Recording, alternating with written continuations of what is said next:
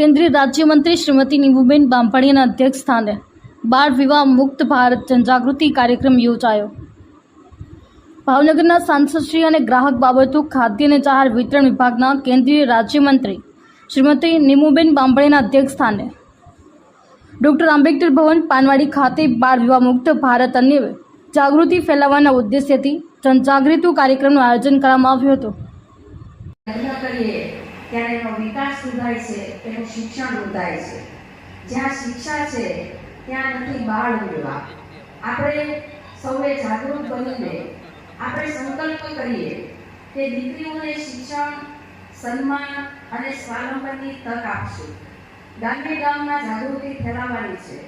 આપ સૌ જાગૃત નાગરિકની ફરજ છે કે ક્યાંક બાળ વિવાહ થતા દેખાય તો ચાઇલ્ડ હેલ્પલાઇન 1098 पर તરત આપણે માહિતી આપીએ।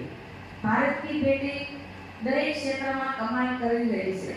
આપણી દીકરીઓ ચંદ્ર પર પહોંચી શકે છે।